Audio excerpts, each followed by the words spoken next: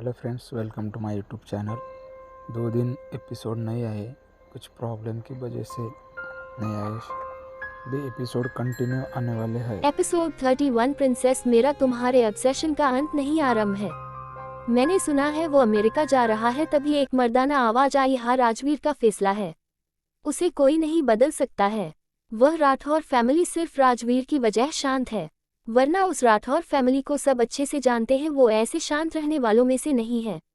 तुम्हें पता चला कबीर ने आर्यन लड़ाई क्यों की जिसे वो कोमा में ही चला गया, नहीं उसने किसी को नहीं बताया, आखिर है भी वो अपने बाप जैसा।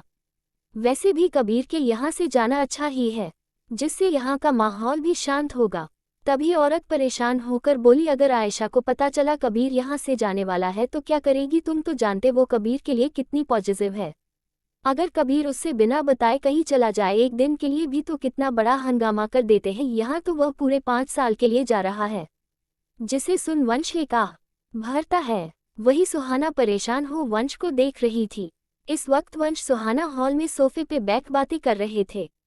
इस बात से अनजान कोई छोटी सी आकृति उनकी बातें पीछे से सुन रही थी, जिससे सुनते साथ वो रोते हुए विला के मेन गेट से बाहर की ओर भागी। कपूर विला, कबीर का रूम। इस वक्त कबीर का रूम हाल बिल्कुल आम दिनों से उलट अलग था। इस वक्त रूम का सारा सामान बिखरा हुआ था और महंगे महंगे वास और शोपीस जा सब टूटे हुए थे। रूम की लाइट इस वक्त डिम थी, वही रूम का एटमॉस्फेयर काफी ज्यादा ठंडा था। उस अंधेरे रूम के डिम लाइट में कबीर की गहरी नीली आंखें दहकती हुई दिख रही थी। इस वक्त कबीर किंग साइज ब्लैक सोफे के हेड से सर टिका बिना इमोशंस की सीलिंग को देख बैठा हुआ था। उसके हाथों से खून लगातार बहा जा रहा था, लेकिन उसके चेहरे पर कोई भाव न हो, डार्क एक्सप्रेशन थे। तभी कबीर के रूम का दरवाजा धीरे से खुलता है, जिस सुन कबीर अपनी आंखें मूंद लेता है। उसके रूम के साइड सिर्फ 3 लोग आ सकते थे और उनमें से सिर्फ एक ही शख्स थी जो बिना नॉक किए आ सकती थी। डोर पर खड़ा शख्स अपने छोटे दबे कदमों से रूम में एंटर कर डोर धीरे से बंद करता है। रूम में अंधेरा होने की वजह से कुछ साफ नहीं दिख रहा था। वह धीरे धीरे अपने कदम आगे बढ़ाती है। इस बात से अनजान फ्लोर पर छोटे छोटे कांच और फ्लावर बॉस के टूटे हुए टुकड़े पड़े हुए थे। अपने कदम आगे बढ़ाती तभी एक छोटा सा कांच का टुकड़ा उसके पैर के नीचे आने वाला था, जो अंधेरा होने की वजह से नहीं दिखता। तभी कोई अचानक से उसी पल अपनी गोद में उठा लेता है। तभी उस शांत रूम में एक ठंडी आवाज आती है, princess what are you doing? जिसे सुन आयशा तुरंत अपनी दोनों बाहें कबीर के गले में फंसा कुछ न बोल उसे हक कर अपने छोटे से सर को कबीर के गले में छुपा लेती है। यू हेट मी, तुम्हें मुझसे बात नहीं करनी थी न? कबीर इतना ही बोल पाया था, तभी आयशा की रोने की आवाज आती है, जिससे सुन कबीर की आंखें सर्द हो जाती, उसकी पकड़ आयशा पर टाइट हो जाती है। What happened princess, why are you cry, tell me now? Kabir की आवाज सुन आयशा और जोरों से रोने लगती थी, जो उस शांत रूम में साफ सुना जा सकता था। आयशा का रोना बढ़ता देख कबीर आयशा के चेहरे को अपनी गर्दन से निकाल अपने लेफ्ट हैंड में उसके चेहरे को भर अपने चेहरे की करीब करता है। डिम लाइट की रोशनी में आयशा का दूध सा गोरा चेहरा, जो रोने की वजह से लाल हो चुका, येलो लाइट में चमक के दिख रहा था, जिसे देख कबीर अपने गुस्से को कंट्रोल करते आयशा के गालों से आंसू को अपने अंगूठी से पोंछा, उसके चेहरे के बिल्कुल करीब हो डीप वॉइस बोला, What happened? किसने तुम्हें रुलाने की हिम्मत की? Ashu, you angry with me? No princess, why? Then why are you leave me? Ayesha ने मासूमियत से कबीर को देख बोला, जिससे सुन कबीर कुछ पल ठंडी नजरों से आयशा के चेहरे को देखता है। किसने कहा तुम्हें ये सब? No, tell me you angry with me? इसलिए तुम मुझे छोड़कर जा रहे हो ना? जिससे सुन कबीर इमोशनलेस हो कुछ पल आयशा के चेहरे को देख ठंडे भाव में बोला, But you hate me and No, I love you Ashu. Ayesha अपने आंखों के आंसू को रोक आंसू से भरी काली आंखों से कबीर को टुकुर टुकुर देख हल्का सुबकते हुए पाउट कर बोली, जिस सुन कबीर कुछ पल तो शांत रह भावहीन हो आयशा के पूरे चेहरे को इंटेंसली देखने लगता है। अपनी ठंडी आवाज में से one more time princess, I love you Ashu, one more, I love you Ashu, one more, I love you Ashu. Ayesha इस बात से अनजान वो क्या बोल रही और उसकी बातें कबीर को किस तरह इफेक्ट कर रही हैं। वन मोर, इतना कह कबीर अपने कदम बैठ की और बढ़ा देता। वही जैसे जैसे कबीर चल रहा था वैसे वैसे कबीर के खून से भरे पैरों के निशान व्हाइट फ्लोर पर बनते जा रहे थे, जिसकी सिकन उसके चेहरे पर एक बूंद भी नहीं थी। कबीर अपने ब्लैक मास्टर बेड के पास आयशा को उस पर बैठा, उसके पास बैठ उसके चेहरे के करीब हो बोला, वन मोर, अब मैं थक गई आशु। आयशा पाउट कर बोली, जिसे सुन कबीर आयशा को घूर के अपनी आवाज कड़क कर बोला, one more time princess. Kabir की ऐसी कड़क आवाज सुन आयशा थोड़ा डरते हैं हुए बोली, आई लव यू आशु। इतना कह पाउट कर मुंह बना बोलिया, आशु मैं इससे ज्यादा नहीं था कम्मम। कबीर अपने सख्त होंठ आयशा के होंठ पर रखकर एक लाइट किसकर उससे दूर हो जाता है। आयशा कुछ पल अपनी काली आंखों से कबीर को टुकुर टुकुर देखती है, फिर अपने चेहरे पर क्यूट सी स्माइल लाए बोली, इसका मतलब अब आशु तुम मुझसे नाराज नहीं हो, अब तुम मुझे छोड़कर नहीं जाओगे। इसका मतलब मामा और डेडा गलत बोल रहे थे, तुम मुझे छोड़कर कहीं नहीं जाओगे। लाइक ब्लैकी और डॉली। जिसे सुन कबीर गौर से आयशा को देखता है जो इस वक्त अपने क्यूट से पिंक नाइट सूट में थी। उसके पैरों में कोई भी स्लीपर नहीं थी, जिस वजह से उसके गुलाबी पैर में हल्के स्क्रैच नजर आ रहे थे, जिसे देख कबीर की आंखें डार्क हो जाती है। प्रिंसेस, तुम इतनी रात को इस वक्त किसके साथ आई? क्योंकि इस वक्त रात के 9 बजे बज रहे थे। नो आशु टेल मी, तुम मुझे छोड़कर नहीं जाओगे ना? मम्मा पापा गलत कह रहे थे। जिसे सुन कबीर कुछ पल शांत हो आयशा के चेहरे को गौर से देखता है, जिसके चेहरे पर कबीर के छोड़ जाने के डर के भाव थे, जिसे देख कबीर आयशा को गले लगा लेता। आयशा शिकायत वाले टोन में बोली, आशु तुमने मुझे प्रॉमिस किया था कि तुम मुझे कभी छोड़कर नहीं जाओगे। जिसे सुन कबीर के हाथ जो आयशा की पीठ को सहला रहे थे वो एक पल के लिए रुक जाते हैं। कबीर आयशा को कोई जवाब न दे उससे फिर से सवाल पूछा, मैंने पूछा कि तुम किसके साथ आई? जिसे सुनकर आयशा कुछ देख चुप रह धीरे से बोली, अकेले। जिसे सुन कबीर की पकड़ आयशा पर टाइट हो गई। और तुम्हारे पैरों की स्लीपर कहाँ है? कबीर की बात सुन आयशा का ध्यान अपने पैरों पर जाता है। उस पर स्लीपर नहीं थे, वो उन्हें पहना भूल ही गई। अपने मॉम डैड की बात सुन, प्रिंसेस तुम इतनी केयरलेस कैसे हो सकती हो? इतना कह कबीर बेड उठने को होता है, जिसे देख आयशा तुरंत कबीर के ब्लैक टी शर्ट पर अपनी पकड़ मजबूत कर उसे देख धीरे से बोली, आशु। जिसे सुन कबीर की नजरें आयशा के चेहरे पर जाती है, जिसके चेहरे पर साफ डर नजर आ रहा था कि कहीं वो उसे छोड़कर न चला जाए। कबीर आयशा छोटे हाथों के मुट्ठी से अपनी शर्ट छुड़वा उसके चेहरे के करीब हो बोला, मैं कहीं नहीं जा रहा प्रिंसेस, फर्स्ट एड बॉक्स तुम्हारे लिए ला रहा हूँ। इतना कह आयशा के दोनों नन्हे पैरों पर हल्की स्क्रैच देखते हुए बोला, आइंदा बिना स्लीपर के कहीं नहीं जाना। इतना कह नन्हे पैरों को भी किस कर लेता हूँ। कबीर आयशा दूर हो एक नज़र अपने पैर को देख, जिसमें से अभी भी ब्लड निकल रहा था। उसके पैरों में कांच के टुकड़े चुभे हुए थे। कबीर एक आह भर वॉशरूम की ओर चला जाता है। कुछ पल बाद वॉशरूम का दरवाजा खुलता है। कबीर ने अपने कपड़े चेंज के साथ अपने पैर और हाथ में बैंडेज भी लगाए हुए थे। अपने हाथों में फर्स्ट एड बॉक्स ले वह बेड के पास आयशा तरफ बढ़ता है। कबीर अपने दूसरे हाथ में गरम वेटेड टॉवल ले आयशा के चेहरे से ले दोनों हाथ पैरों को भी पोंछता। कबीर आयशा चोट पैर स्क्रैच पर ऑइंटमेंट लगा, उस पर डोरेमोन बना हुआ बैंडेज पैर लगा। First aid box night stand के ड्रॉ में रख।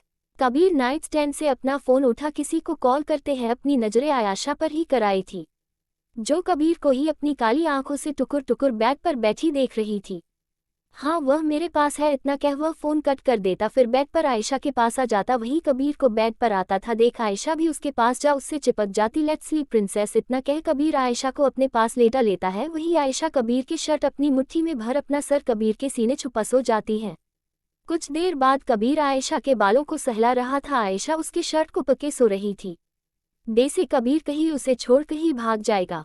कबीर कुछ पल भावहीन हो बस आयशा के चेहरे को निहारते रहता है। कबीर आयशा के हाथों को अपने शर्ट को छोड़ा उसे थोड़ा दूर धोने की कोशिश करता है, जिसे महसूस करते ही साथ आयशा अपनी आंखें खोल लेती है और अपनी पकड़ कबीर की शर्ट पर टाइट करती है। प्रिंसेस तुम अभी तक जग रही हो? जिसे सुन आयशा कुछ नहीं बोलती। तभी अचानक से आयशा ब्लैंकेट के अंदर घुस जाती है, जिसे देख कबीर की आंखें छूटी हो जाती। तभी कबीर को अपने अपर बॉडी पर कुछ रेंगता हुआ महसूस होता है। आयशा उसकी शर्ट अंदर घुस कबीर के खुले सीने पर लेट अपने दोनों हाथ लपेट लेती है, जिसे महसूस कर कबीर एक आह भरता है। ये क्या है प्रिंसेस? जिसे सुन आयशा कुछ न बोल कबीर के सीने पे बाइट कर लेती है, जिसे कबीर को कुछ खास फर्क नहीं पड़ता है। आयशा कुछ नहीं बोल रही थी, लेकिन कबीर जानता था वो डरी हुई है, वो उसे छोड़कर चला जाएगा। वरना कुछ ही पल में गहरी नींद में सोने वाली लड़की आज हल्का टच करने भर से जाग जाना। सुबह के 9 बजे सूरज की किरणें कबीर के बेड पर आ रही थी, जिस वजह से आयशा कसमसाते हुए इधर उधर पलट रही थी। नींद में ही कबीर को बेड पर ढूंढने लगती है। जब उसे बेड पर कबीर महसूस नहीं होता तो वो अपनी आंखें खोलती हुए कबीर को ढूंढती है। वही कबीर अपने पर्सनल जेट में अपनी आरामदायक सीट पर बैक टैब में कुछ देख रहा था, जिसमें आयशा का लाइव वीडियो शो कर रहा था, जहां उसे सभी संभाल रहे थे। आयशा बस रोए जा रही थी, रोते हुए बोले जा रही थी, he leave me dead, I hate him. Kabir emotionless हो आयशा के फेस की तरफ स्क्रीन जूम कर उसके चेहरे पर हाथ फेरते हुए जैसे उसके आंसू पोंछ रहा हो। कबीर एकटक आयशा के लाइव वीडियो का फोटो को जूम कर देखा, सनक भरी आवाज में बोला, सॉरी प्रिंसेस, तुम्हें बस उस पल का इंतजार करना होगा, जब सही टाइम होगा तो तब मैं तुम्हारे पास होऊंगा, तब तुम्हें मुझसे कोई भी दूर नहीं कर सकेगा, तुम फिर हमेशा के लिए मेरी होगी, सिर्फ मेरी। इतना कि अपने सर को सीट से टीका, अपनी आंखें मूंद एक अजीब से भाव लिए सनक भरी आवाज में बोला, प्रिंसेस, मेरा तुम्हारे लिए ऑब्सेशन का अंत नहीं आरंभ है। इतना कह कबीर अपनी गहरी नीली आंखें एक झटके में खोल टैब में देखने लगा। टैब में इस वक्त 3 से 4 जगह का लाइव वीडियो शो रहा था। आयशा के रूम से ले सिंघानिया विला के हर एक जगह का वीडियो शो हो रहा था, जिसे देख कबीर अजीब नजरों से देख किसी साइको की तरह बोला, मेरी नज़र तुम पर हर एक पल हर एक जगह हमेशा रहेगी प्रिंसेस, तुम अब कैद हो मेरी नज़रों में। 10 साल बाद अचानक से एक रूम का डोर खुलता है और 2 लोग अपने दबे कदमों से गोला आकार पिंक बेड के पास बेड पर आराम से लेटी हुई लड़की के पास जा चिल्ला के बोले, हैप्पी बर्थडे प्रिंसेस। एपिसोड 32। 10 साल बाद। प्रिंसेस, मेरा तुम्हारे लिए ऑब्सेशन का अंत नहीं आरंभ है।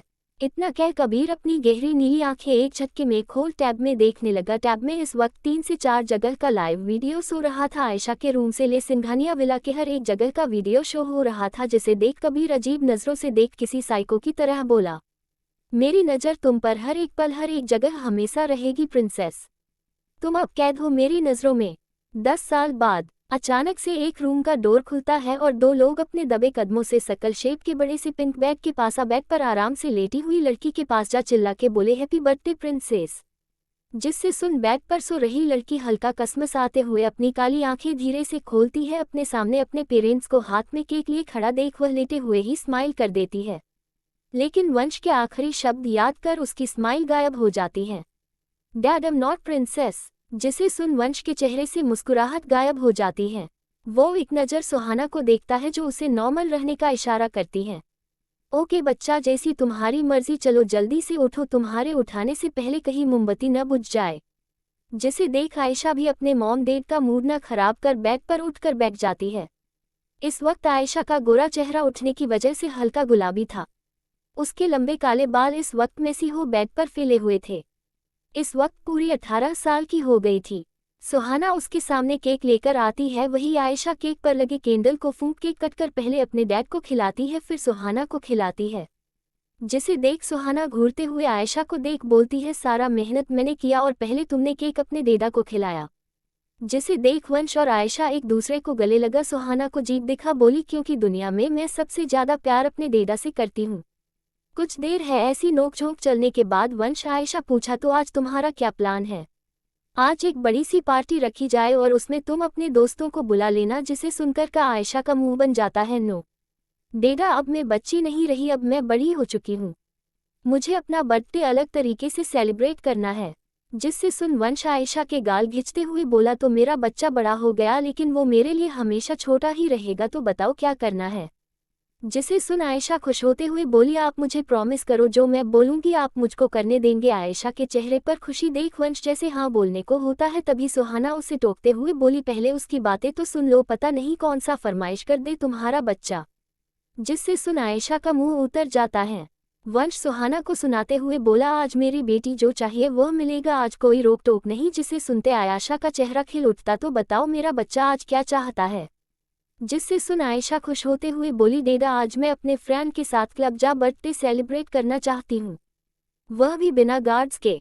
जिससे सुन वंश कुछ देर संग बैठा रहता था। वही सुहाना वंश को सुनाते हुए बोली, लो और करो, अपनी लाडली बेटी से करो प्रॉमिस, मैंने बोला था ना। वही आयशा अपनी मम्मी के तने सुन उन्हें रोकते हुए बोली, डेडा ने प्रॉमिस किया था, अब वह मुकर नहीं सकते अपने वादे से। कुछ देर बाद आयशा का रूम। इस वक्त आयशा अपने रूम में अकेले थी और वो अपनी बेस्ट फ्रेंड सोना से खुश हो बात कर रही थी। जी हाँ, सोना आयशा की वही बचपन की फ्रेंड थी। आयशा खुशी से चहकते हुए बेड पर कूद के बोली, सोना डेडा मॉम मान गए क्लब जाने के लिए, लेकिन उन्होंने कहा है मेरे साथ सिर्फ 2 गार्ड कैजुअल कपड़ों में जाएंगे, जिससे मुझे प्रॉब्लम ना हो। जिसे सुन सोना भी खुश होते हुए बोली, सच्ची? तो हाँ, मैंने कितनी मुश्किल से मनाया है, आज पहली बार मैं क्लब जाऊंगी, आई एम सो एक्साइटेड। इतना कह आयशा बेड से कूदती है, लेकिन तभी उसका पैर लड़खड़ा जाता है, जिस वजह से वो गिरने को होती है। प्रिंसेस, संभल के। किसी की ठंडी आवाज़ सुन आयशा, जो इस वक्त फ्रांस के मुलायम कार्पेट पे गिर हुए थी, वो तुरंत अपनी नजरें ऊपर कर पूरे रूम में किसी को ढूंढने लगती है, जिसे न देख आयशा अपनी आंखें मूंद लेती है। तभी उसे सोना की फोन पर से आवाज आती, हेलो हेलो हेलो आयशा, तुम सुन रही हो? जिससे सुन आयशा होश में आती है। हाँ मैं यहीं पर हूँ, आयशा ने जवाब दिया। फोन पर सोना घबराते हुए बोली, मुझे किसी चीज को गिरने की आवाज आई थी। जिसे सुन आयशा मुंह बना अपने हाथ को सहलाते हुए बोली, कोई चीज नहीं, मैं गिरी थी। जिससे सुन सोना चौंकते हुए बोली, तू ठीक तो है ना? हाँ आई एम फाइन, बट मुझे तुझसे कुछ बोलना था। मुझे कभी कभार ऐसा फील होता है समवन स्टॉकिंग मी, जैसे कि कोई मुझ पर हर पल हर एक पेहर नजर रख रहा हो। तभी फोन में से जोरों की हंसने की आवाज आती है। सोना अपनी हंसी को कंट्रोल करते हुए बोली, क्या बोला तूने? तुझ पर कोई नजर रखना? द वंश सिंघानिया की बेटी आयशा सिंघानिया पर कोई नजर रखना in your dream? Just shut up, Ayesha सोना से चीरते हुए, मैंने तुझे अपनी फीलिंग बताए, तू मेरा मजाक उड़ा रही? सोना अपनी हंसी कंट्रोल करते हुए बोली, ओके ओके अब नहीं उड़ाऊंगी, लेकिन तू ही सोच, रियल एस्टेट के बिजनेस किंग की बेटी पर नजर रखना किसकी इतनी हिम्मत हुई? तू ही सोच, कौन यकीन करेगा? हाँ लेकिन एक बात हो सकता है। जिससे सुन आयशा उत्साह से पूछी, क्या हो सकता है? यही कि तेरा गिरने की वजह से दिमाग खराब हो गया। इतना बोल सोना फिर से हंसने लगी। जस्ट शट अप, उड़ा ले, मेरा मजाक जितना उड़ाना है तुम मिल, तुझे मैं बताती हूँ। अच्छा ये सब छोड़, तूने विहान अंशवीर को बता दिया है ना हमारे प्लान के बारे में? हाँ मैं उन्हें फ़ोन करके अभी इन्फॉर्म करने वाली थी। इतना कह आयशा अपनी बात पूरी कर फ़ोन कट कर फ़ोन उछाल बेड पर फेंक देती है। बाथ लेने के लिए वॉशरूम की ओर बढ़ जाती है। आयशा वॉशरूम में अपने वाइट सिल्क नाइट गाउन जो उसके थाई तक आते थे, उसे अपने बॉडी से अलग कर नाइट गाउन को फ्लोर पर गिरा देती है। इस वक्त आयशा बिल्कुल नेक्ड थी। वो अपने छोटे कदमों से शावर के नीचे जा खड़ी हो जाती है। इस वक्त आयशा के काले लंबे बालों से हो दूध से गोरे बदन पर शावर का गर्म पानी गिर रहा था, जिस वजह से उसकी बॉडी का रंग गुलाबी से हल्का लाल हो चुका था। आयशा को फिर से महसूस होता है कोई अपनी नज़रों की तपिश से उसे देख रहा है, जिसे महसूस कर आयशा शावर बंद कर अपने बालों को दोनों हाथों से पीछे शावर के नीचे खड़े हो बाथरूम के चारों तरफ देखती है, लेकिन उसे फिर से कोई नहीं दिखता है। जिसे देखा आयशा अपने माथे पर ही मारते हुए बोली, सोना ने सही कहा था आयशा, तू पागल हो चुकी। इतना कह वो फिर से शावर चालू कर बात लेना स्टार्ट कर देती है। वही एक बड़े से आलीशान जेट में एक शख्स आरामदायक सीट पे बैठ बिना इमोशन के अपनी नीली आंखों से एक टक टैप की स्क्रीन में देखे जा रहा था, जिसमें आयशा के बाथरूम का लाइव फुटेज शो हो रहा था, जहां पर आयशा अभी भी नेक बाथ ले रही थी। जिसे देख वह शख्स अपनी ठंडी आवाज में बोला, happy birthday princess. Episode 33, I miss that you smell princess. रात का वक्त, सिंघानिया विला, आयशा का रूम। सोना अबे निकल यार, कितना टाइम लेगी? बर्थडे मेरा है ना कि तेरा? जिससे सुन सोना चेंजिंग रूम से बाहर निकली अपने ड्रेस को खींचते हुए। ओहो तेरे खींचने से ड्रेस बड़ा नहीं हो जाएगा? आयशा जलाते हुए उसे देख बोली। फिर सोना को ऊपर से नीचे देख बोली, अबे तू तो बम लग रही है, आज तो पक्का लड़के घायल होने वाले हैं। इस वक्त सोना ने एक रेड कलर का वन पीस पहना हुआ था, जिसकी लेंथ थाई तक स्लीव स्ट्रैप वाली थी, जो उसके गोरे रंग जच रहा था। साथ मैचिंग रेड हिल्स डाली हुई थी। कानों में छोटा सा ईयरिंग, बाल को उसने खुले छोड़े हुए थे। सोना गोरा रंग, पिंक और घनी पलके, कमर तक आते काले बाल, हाइट 5 फुट 4 इंच, उम्र 18 थी। ये सब तुझ पर ही अच्छा लगता। इतना कह सोना अपनी नज़र ऊपर कर आयशा को देखती है तो उसका मुंह खुले के खुली रह जाता है। अबे तू तो बवाल लग रही है। इतना कह आयशा को ऊपर से नीचे देखने लगती है। आयशा ने इस वक्त ब्लैक वन पीस पहना था, जिसके सटेप के स्लीव में डायमंड लगे हुए थे। उसकी लेंथ थाई तक थी। आयशा के दूध से मखमली गोरे बदन पर वह ब्लैक वन पीस और उभर के दिख रहा था। उसके सिल्की ब्लैक बाल खुला हुए थे। उसने अपने पिंक होठों पर लिप ग्लॉस लगा हुआ था, चेहरे पर हल्का टचअप किया हुआ था, साथ ही ड्रेस से मैच करती हुई ब्लैक हिल्स डाला हुआ था। इस वक्त आयशा किसी डॉल से कम नहीं लग रही थी। आयशा रंग दूध सा गोरा था। उसके लंबे काले सिल्की बाल कमर तक आते थे। उसके होंठ गुलाबी थे। उसकी हाइट 5 फुट 3 इंच थी। उम्र 18 थी। तभी आयशा का फोन रिंग करता है, जिसमें अंश नाम फ्लैश रहा था, जिसे आयशा पिक करती है। तभी फोन की दूसरी तरफ से एक लड़के की आवाज आती है, तुम लड़कियां तैयार होने का कितना और टाइम लोगी? जिसे सुन आयशा बोलती है, बस हम निकलने वाले। तभी फोन की दूसरी तरफ से आवाज आई, ओके हम वेट करे रहे। इतना कह फोन कट कर देती। तभी रूम में वंश एंटर करता है। वंश आयशा को रेडी देखा वंश प्यार से बोलता है, तो मेरा बच्चा रेडी हो गया? जिसे देख आयशा पीछे मुड़ या डेड। तभी वंश अपने जेब में से ब्लैक डायमंड VIP कार्ड निकाल कर देता है, जिसे देखा आयशा बोली, पर डेडा यह मेरे पास तो ऑलरेडी कार्ड है, इसे भी रख लो, तुम्हें जितना खर्च करना उतना कर लेना, एक बात ध्यान रखना, नो ओवर ड्रिंकिंग और ज़्यादा लेट मत होना, वरना तुम्हारी मॉम तुम्हारे साथ साथ मुझे भी इस घर से निकाल फेंकेगी। फिर हम दोनों बाप बेटी को बाहर गार्डन में टेंट लगा कर रहना पड़ेगा। जिससे सुन सोना और आयशा जोरों से हंसने लगती है। ओके अब तुम दोनों निकलो, बहुत लेट हो चुका है। कुछ ही देर बाद आयशा और सोना दिल्ली की सबसे बड़े डायमंड क्लब के सामने खड़े थे। उन्हीं के साथ 2 बॉडीगार्ड सिविल ड्रेस में थे। आयशा परेशानी से सोना को देख बोली, ये लोग कहाँ मर गए, ये तो हमसे पहले आ चुके थे। जिसे देख सोना भी परेशान होते हुए बोली, कहीं ये भी उन्हीं स्कूल वाले लड़कों की तरह गायब तो नहीं होगी जो भी तुझसे दोस्ती या प्रपोज करता था। अगले दिन वो मिस्टर इंडिया की तरह गायब हो कहीं भी नहीं दिखता था, कहीं ये भी उन्हीं की तरह गायब तो नहीं हो गया। जिसे सुन आयशा घूर के सोना को देखती है। जिसे देख सोना अपनी जीभ दिखा देती है। I am just joking. अपनी बात बदलते हुए बोली, चल पहले हम क्लब के अंदर जाएंगे, तभी तो हमें पता चलेगा कि वह है कहाँ। इतना कह वो लोग गार्ड को वहीं रुकने का कह क्लब के अंदर चल देते। जैसे वह लोग क्लब के एंट्रेंस में एंटर करते हैं, उन्हें सब जगह अंधेरा दिखता है। आयशा कंफ्यूजन से सोना को देख बोली, यहाँ इतना अंधेरा क्यों है? जिसे सुन सोना बोली, मैंने सुना था क्लब में अंधेरा ही होता है, उसी अंधेरे में लोग पागलों की तरह नाचते हैं, शायद तक क्लब ऐसा ही होता होगा।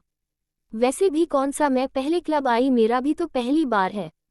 लेकिन ये तीनों कहाँ मर गए हमें बुलाकर? इतना कह दोनों ही एक दूसरे का हाथ पकड़ क्लब के अंदर संभल के जाने लगी। Surprise, happy birthday Ayesha. इतना कह 3 लड़के उन दोनों के सामने आ जाते हैं और तभी पूरे क्लब में लाइटिंग चालू हो जाती है। वही आयशा और सोना दोनों डर से चौंक एक दूसरे का हाथ पकड़ थोड़ी पीछे की ओर हो जाते हैं। जाने पहचाने चेहरे को देख उनके चेहरे पर स्माइल आ जाती है। आयशा और सोना के सामने उन्हीं के हम उम्र 3 लड़के खड़े थे, जिनकी उम्र 19 के आसपास थी। अंश ओबरॉय, जिसकी हाइट 5 फुट 12 इंच, गोरा रंग, परफेक्ट शेप बॉडी। इस वक्त उसने ब्लैक शर्ट जिसके 2 बटन खुले हुए थे, उसी के नीचे ब्लू जीन्स, हाथों में एंटीक वॉच, बाल परफेक्टली सेट किए हुए थे। विहान पावड़ा, जिसकी हाइट 6 फुट, गेहुआ रंग, perfect body, white shirt, black pant के साथ, हाथ में एंटीक वॉच, परफेक्ट सेट बाल। वीर रावत, जिसके हाइट 5 फुट 11 इंच, हल्का गोरा, नॉर्मल बॉडी, व्हाइट शर्ट, उसके पर ब्लैक लेदर की जैकेट, नीचे ब्लैक स्क्रैच जीन्स डाली हुई थी, बाल इस वक्त माथे पर आ रहे थे उसके। वही अंश और विहान बस अपना मुंह खोले आयशा और सोना को देखे जा रहे थे। जिसे देख आयशा और सोना को अजीब लगता है। वहाँ थोड़ा ऑकवर्ड मोमेंट होता देख वीर अपना गला साफ करने का नाटक कर उन दोनों के कानों के करीब हो धीरे से फुसफुसा के बोला, तुम दोनों उन्हें भूखे भेड़ियों की तरह मुंह फाड़े देखना बंद करो, कहीं वह तुम्हें देख डर के भाग ना जाए। जिससे सुन अंश और विहान होश में आते हैं। दोनों घूरते हुए वीर को देखते हैं, जो उन्हें ही देख उनसे दूर हो, अपनी बत्ती सी दिखा देता हूँ। कुछ ही देर में वो लोग क्लब में एक साथ एंटर करते हैं। वही क्लब में आयशा के और अदर कॉलेज फ्रेंड भी थे, जिनमें से कई लड़कों की नज़र आयशा खूबसूरती देख उसके बॉडी को ऊपर से नीचे तक स्कैन कर रही थी। वही पार्टी स्टार्ट हो चुकी थी। क्लब में म्यूजिक जोर शोर से बज रहा था, उसकी धुन पे सब नाचे जा रहे थे। वहीं दूसरी तरफ रोड पर कारों का काफिला एक साथ फुल स्पीड जा रहा था। वही कार के अंदर का एटमॉस्फेयर काफी ज्यादा ठंडा था। एक शख्स अपने नीली देहकती लाल हो चुकी आंखों से टैब को देखे जा रहा था, उसकी पकड़ टैब पे काफी मजबूती थी। तभी एक कट की आवाज के साथ टैब टूट कार के सीट के नीचे पड़ा हुआ था। उस शख्स के हाथ से खून बह रहा था। वही कार के आगे ड्राइवर और उसका पा शांतिपूर्वक बैठे हुए थे। तभी कारों का काफिला एक साथ रुकता है। कार के अंदर आगे बैठा उस शख्स का पा अपनी ठंडी आवाज में बोला, बॉस हम क्लब पहुंच चुके हैं। इतना कह पा अपनी जगह से उठ कार से बाहर निकल उस शख्स के साइड का डोर ओपन करता है। वही कार के बाहर 10 से 20 बॉडीगार्ड सेफ्टी के लिए तैनात थे। तभी कार में से एक लंबा चौड़ा पर्सनैलिटी बाहर निकलता है। उस शख्स के चेहरे पर कोई इमोशन नहीं थे। वह अपने कोल्ड एक्सप्रेशन के साथ कार से बाहर निकाले अपने कदम क्लब के अंदर बढ़ा देता है। वही उसके पीछे उसके पा के साथ गार्ड भी चल देते। हे आयशा, हैप्पी बर्थडे। इतना कह एक लड़का आयशा से हाथ मिलाने के लिए अपना हाथ आगे बढ़ाता है। जिसे देख आयशा मुस्कुराते हुए उसे हाथ मिलाने के लिए अपना हाथ आगे बढ़ाती, तभी उनके बीच अंशा उस लड़के को घूरते हुए बोला, मुंह से बोल दिया ना हैप्पी बर्थडे, इतना काफी है। इतना कह अंशा आयशा का हाथ पकड़ वहां से ले जाता है। वही वो लड़का अपने हाथों की मुट्ठी बना आयशा को अंश के साथ जाते हुए गुस्से से देख रहा था। क्या जरूरत है तुम्हें सबसे हाथ मिलाने की? इतना कह अंश घूर के आयशा को देखता है। वो तो मुझे बस बर्थडे विश कर रहा था। जिससे सुन अंश घूरते हुए आयशा को देख बोला, वाई आर यू सो डम। इतना कि वंश अपनी मुंडी हिला देता है। वही आयशा अपने लिए डंप सुन वंश को घूरने लगती है। तुमने मुझे डंप कहा। आयशा को गुस्सा करता देखने अंश उसे सोफे पर ले जा बैठा ड्रिंक लाने का बोल वहां से भाग जाता है। तभी आयशा को वॉशरूम जाना था, जिस वजह से वह सोना को देख बोली, सोना मुझे वॉशरूम जाना है। तुझे पता है वॉशरूम कहाँ है? जिसे पास बैठा विहान भी सुन लेता, जो उन्हीं के पास बैठ सोना के इस नए रूप को अपनी नजरें बचा कब से सोना को निहारे जा रहा था। वो आयशा की बात सुन बोला, यहाँ से लेफ्ट या राइट लेना, तुम्हें वॉशरूम मिल जाएगा। विहान को थैंक्स बोल आयशा जाने के लिए उठती है तो सोना भी उसके साथ जाने को होती है। आयशा उसे रोकते हुए बोली, तुम एंजॉय करो, मैं अकेले चले जाऊंगी। आशो ये babe, I am not a child. इतना बोल आयशा अकेले ही वॉशरूम के लिए चली जाती है। वही एक लड़का जो कब से आयशा पे अपनी नजरें गड़ाए हुआ था, जब आयशा को अकेले वॉशरूम जाता हुआ देखता है वह भी इसके पीछे चल देता है। वह लड़का कोई और नहीं वही था जिसने आयशा से बढ़ते विश के जरिए हाथ मिला उसे टच करने की कोशिश की थी। वह लड़का आयशा का और पीछे कर पाता, तभी उसे पीछे से उसी के दोस्तों ने रोक लिया। वही वॉशरूम में आयशा फ्रेश हो वॉश बेसिन के पास जा हैंड वॉश कर मिरर में खुद को एक नज़र देखती, तभी उसे अपने पीछे मिरर में बड़ी सी काली आकृति दिखती है। वो गौर से देखने की कोशिश करती है, तभी अचानक से वॉशरूम की लाइट चली जाती है। अपने आसपास अंधेरा देख आयशा डर जाती है। वो डरते हुए बोली, ये यहाँ क्या हो गया? यहाँ की लाइट कैसे जा सकती है? उसे अब डर लगने लगा था। वह जैसे ही वहां से जाने होती है उसे अपने पीछे किसी की प्रेजेंस फील होती है। जैसे कोई लंबा चौड़ा शख्स उसके पीछे खड़ा हो, उसे दबा रहा हो, जिसे महसूस कर आयशा डर से कांप जाती है। उसकी पकड़ वॉश बेसिन पर टाइट हो जाती है। तभी आयशा को अपने गर्दन पर किसी की गर्म पर भारी सांसें महसूस होती है, जो उसकी गर्दन से ले बालों को स्निफ कर आयशा की खुशबू को अपने अंदर भर रहा था। आयशा डर से कांपते हुए अपनी हकला धीमी आवाज में बोली, को कौन है? तभी वो शख्स आयशा के बालों को स्निफ कर उसके कान के पास जा अपनी गर्म सांसें छोड़ डीप वॉइस में बोला, एपिसोड 34, छोड़ो मुझे यू बास्टर्ड। आयशा इस वक्त डर से कांप रही थी।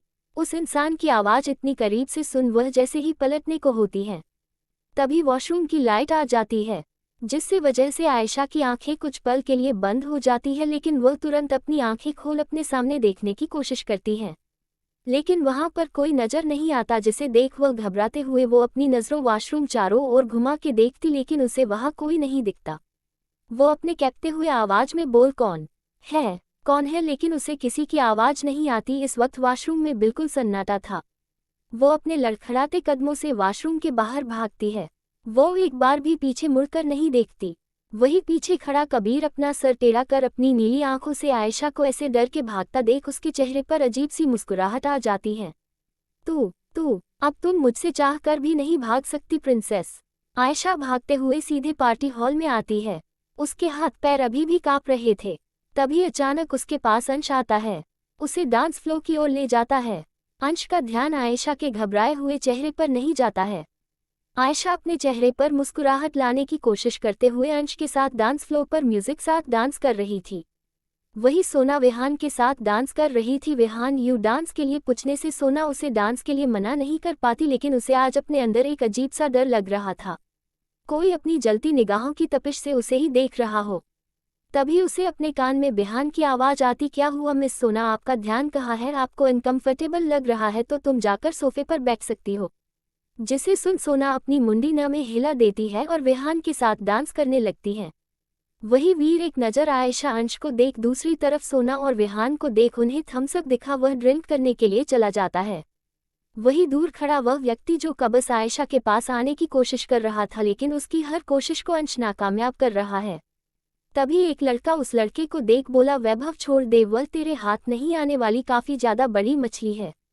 जिसे सुन वैभव अजीब तरीके से मुस्कुराते हुए बोला, वैभव सिंह जिस चीज को हासिल करने का सोच ले वह उसे हासिल करके ही रहता है। इतना कह वैभव एक लड़के कुछ इशारे करता है, जिसे समझ वह लड़का जहां अंश और आयशा डांस करे थे उस ओर चला जाता है। वह लड़का अंश को कुछ बोलता है, जिसे सुनने के बाद अंश आयशा कुछ देर में आने का बोल उसे डांस फ्लोर पर छोड़ उस लड़के के साथ बाहर की ओर चला जाता है। वही आयशा को डांस फ्लोर पर अकेला देख वैभव के चेहरे पर घटिया सी मुस्कान आ जाती है। वैभव आयशा के पास डांस करने लगता है। वैभव की नजरें आयशा की बॉडी को ऊपर से नीचे तक स्कैन कर रही थी। वही वैभव डांस करने के बहाने आयशा के करीब आ रहा था, उसे अजीब तरीके से टच करने की कोशिश कर रहा था। जिसे महसूस कर आयशा को अनकंफर्टेबल महसूस होता है, वह उसे दूर होने की कोशिश करती है। Hey come on Ayesha, let's dance with me. इतना कह वैभव अजीब तरीके मुस्कुराते हुए आयशा करीब हो उसे टच करने वाला ही होता है। कट ट ट तभी अचानक से म्यूजिक बंद हो जाता है। पार्टी हॉल की लाइट चालू हो जाती है, जिसे देख पार्टी में जितने लोग आए थे सब चिल्लाने लगते हैं। तभी उन सभी की नजरें अपने सामने काले कपड़े में खड़े 15 से 20 हटे कटे बॉडीगार्ड पर जाती है। उन्हें समझ नहीं आता इतने सारे गार्ड यहाँ कब आए। तभी उन्हें किसी की दर्द से चीखने की आवाज सुनाई देती है, जिसे सबकी नजरें सामने जाती है, जहां बॉडीगार्ड के बीच में खड़े कबीर पर जाती हैं। कबीर एक हाथ से वैभव की गर्दन दबोच दूसरे हाथ से उसने छटपटाती हुई आयशा को अपने सीने में धंसाया हुए अपना सर टेढ़ा कर अजीब नजरों से वैभव को देख रहा था। इस वक्त कबीर के चेहरे के एक्सप्रेशन किसी साइको की तरह थे। उसके माथे की हरी नस इस वक्त दिख रही थी। तभी कबीर अपनी सर्द आवाज बोला, how could you touch my princess. वही वैभव की आंखें इस वक्त बाहर निकली हुई थी और उसकी गर्दन कुछ ही पलों में जैसे टूटने वाली हो। यू टच माई प्रिंसेस, सजा तो मिलेगी। इतना कह कबीर वैभव को देखते हुए अजीब तरीके से मुस्कुराता है। वो अपने हाथ को ट्विस्ट करता है, जिसके साथ एक कट की आवाज के साथ वह फ्लोर पर पड़ा हुआ था। वही क्लब में जितने लोग थे यह नज़ारा देख सब दहशत में आ गए थे। वही लड़के कबीर को देख डर से कांप रहे थे, तो वहीं कोई लड़कियों की नजरें दे से कबीर पर ठीक सी गई थी। उन लोग ने आज तक किसी लड़के की ऐसी पर्सनैलिटी किसी की नहीं देखी थी। लंबा चौड़ा Kabir 6 foot 4 inch height, perfect jawline, जिस पर हल्की सी बियर्ड, उसकी वह नीली आंखें जो लोगों को उसकी तरफ और भी अट्रैक्ट करती है। इस वक्त कबीर ने ब्लैक 3 पीस सूट पहना था। सूट के ऊपर से ही ब्रॉड मस्कुलर बॉडी हाईलाइट होकर दिख रही थी। लेकिन इस वक्त कबीर के इमोशनल लेस चेहरे के एक्सप्रेशन काफी ज्यादा डरावने थे, जिससे देख सबके पैर डर से कांप जाते हैं। वैभव घुटनों के बल फ्लोर पर था, उसकी गर्दन टूट एक साइड लटकी हुई थी, उसके होठों से खून बह रहा था, उसमें जैसे कोई जाने ना बची हो। ए यू बास्टर्ड, छोड़ो मुझे। इतना कह आयशा अपने हाथों की मुट्ठी बना कबीर के सीने पर मुंह के बरसाए जा रही थी, जिसे सुन कबीर की नीली आंखें सर्द हो जाती हैं। आयशा खुद को कबीर से छुड़ा जैसे ही पीछे पलटती उसकी चीख निकल जाती है। इस वक्त आयशा कबीर की बाहों में झूल रही थी। कबीर आयशा को अपनी बाहों में बेहोश देख उसकी आंखें सर्द हो जाती है। वो आयशा को अपनी गोद में ले अपने कदम क्लब के बाहर बढ़ा देता है, साथ ही उसके गार्ड भी उसके पीछे चल देते हैं। वही सोना जो विहान के साथ खड़ी है, किसी को आयशा ऐसे ले जाते देख वह कबीर की तरफ दौड़ लगाती है। तभी कोई उसे पीछे से दबोच लेता है, जिसे महसूस कर सोना का शरीर डर से कांप जाता है। सोना चटपटाने लगती उसकी पकड़ से छूटने के लिए, लेकिन उस इंसान की पकड़ सोना अपने ही टाइट होते जा रहे थे। वह इंसान सोना की कंधों के पास अपना चेहरा ले जा डीप वॉइस में फुसफुसाया, शुश क्यूटी पाए, ज्यादा मत हिलो, इससे तुम्हें ही प्रॉब्लम होगी। वही कुछ दूर खड़ा विहान जब देखता सोना के साथ कोई लड़का जबरदस्ती कर रहा है, जिसे देख विहान गुस्से उस और बढ़ सोना छुड़ाने उसके पास जाता है, जिसे महसूस कर वह इंसान सोना के गर्दन से अपना चेहरा निकाल अपना सर टेढ़ा कर विहान को अपनी भूरी आंखों से घूर के देखता हूँ। तभी विहान के सामने 2 गार्ड आ जाते उसे पकड़ लेते हैं। कबीर अपने कोल्ड एक्सप्रेशंस के साथ आयशा को अपनी गोद में ले कार में बैठ जाता है। तभी कबीर के साइड का विंडो नीचे होता है। कल इस क्लब का नामो निशान नहीं दिखना चाहिए। ये कहते वक्त कबीर के चेहरे पर कोई भी एक्सप्रेस नहीं थे, उसकी नजरें हर पल आयशा पर थी। कार का विंडो फिर से ऊपर हो जाता है। एपिसोड 35, मैंने चेंज किया तुम्हारे कपड़े। इंसान सोना की कंधों के पास अपना चेहरा ले जा डीप वॉइस में फुसफुसाया, शुश क्यूटी पाए, ज्यादा मत हिलो, इससे तुम्हें ही प्रॉब्लम होगी। वही कुछ दूर खड़ा विहान जब देखता सोना के साथ कोई लड़का जबरदस्ती कर रहा है, जिसे देख विहान गुस्से उस और बढ़ सोना छुड़ाने उसके पास जाता है, जिसे महसूस कर वह इंसान सोना के गर्दन से अपना चेहरा निकाल अपना सर टेढ़ा कर विहान को अपनी भूरी आंखों से घूर के देखता हूँ। तभी विहान के सामने 2 गार्ड आ जाते उसे पकड़ लेते हैं।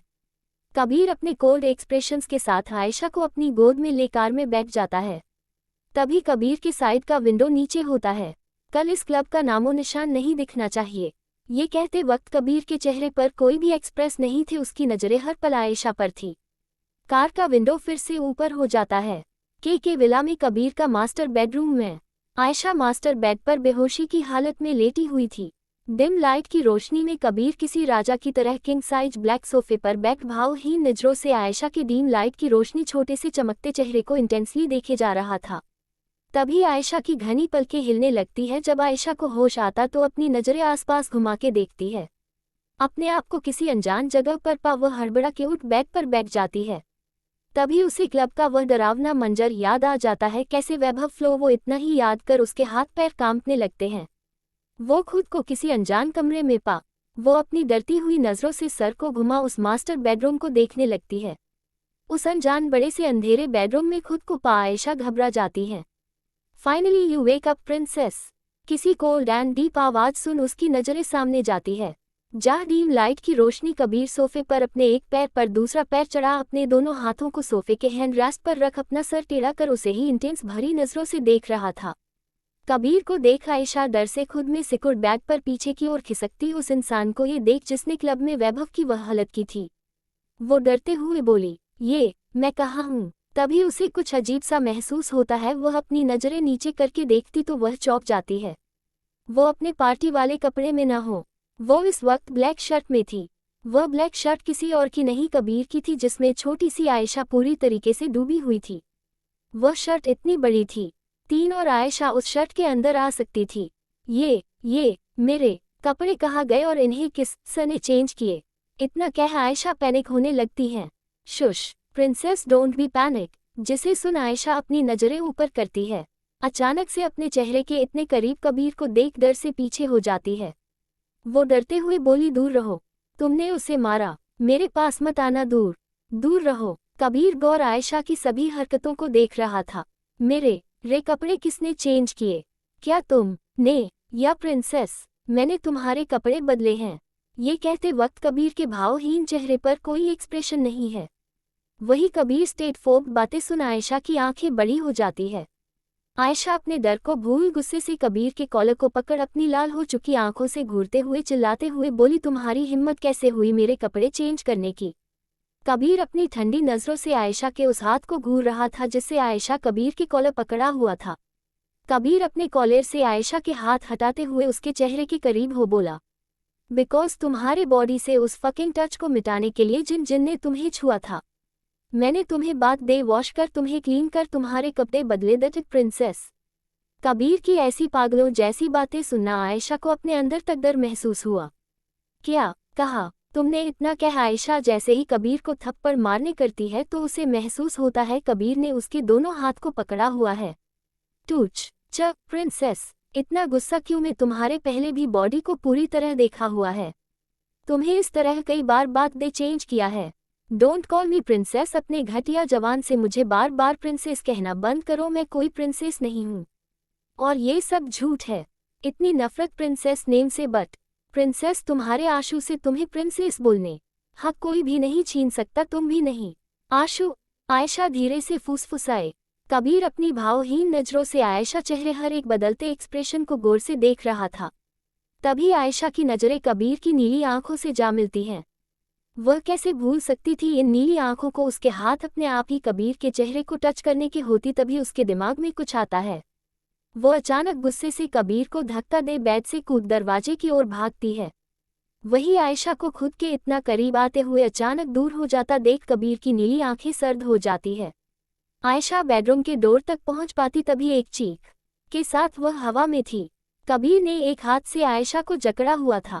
इस वक्त आयशा की पीठ कबीर के सीने से लगी हुई थी। उसके पैर हवा में झूल रहे थे। वो उसकी पकड़ छटपटाते हुए चीख के बोली, छोड़ो मुझे, leave me you bastard. Kabir की नीली आंखें इस वक्त लाल हो चुकी थी। उससे आयशा का खुद से दूर भागना पसंद नहीं आया था। वो नीचे झुक आयशा की कानों के एकदम करीब हो अपनी सर्द आवाज में दांत पीसते हुए बोला, प्रिंसेस तुमने गलत किया मुझसे दूर भागकर। इतना कह कबीर आयशा को दोबारा से बैठ कर फेंक देता है। आयशा एक चीख के साथ बैठ के मखमली गदे पर जा गिरती है। हालांकि उसे दर्द तो नहीं होता लेकिन कबीर बातों से इस वक्त ज्यादा सहमी हुई थी। इस बात से अनजान बेड पर अचानक ऐसे फेंकने जाने से आयशा की टी शर्ट जो काफी ज्यादा बड़ी होने की वजह से शर्ट की स्लीव सुलगते हुए काफी ज्यादा नीचे आयशा के एक चेस्ट को विजिबल कर साथ ही शर्ट घुटन से ऊपर थाई तक आ चुकी थी। इस वक्त आयशा के छोटे से शरीर पर कबीर ब्लैक बड़ी शर्ट के अलावा कुछ भी नहीं था। वही कबीर की नजरें आयशा के छोटी सी हाफ विजिबल हो चुकी बॉडी को घूर रही थी। इस वक्त आयशा काफी ज्यादा हॉट और लुभावनी लग रही थी। वही आयशा को अपने शरीर पर किसी की जलती नज़रें महसूस होती है। वह अपनी नज़रें उठा कबीर को देखती है, जिसकी नज़र उसके चेहरे पर ना हो कहीं और थी। वह उसकी नज़रों को फॉलो करते हुए अपनी आंखें नीचे कर देखती है, जिसे देख उसकी आंखें बड़ी हो जाती हैं। वो हड़बड़ाते हुए तुरंत शर्ट की स्लीव ठीक करते हुए अपने सीने को कवर कर शर्म और गुस्से से लाल चेहरे साथ चीखी।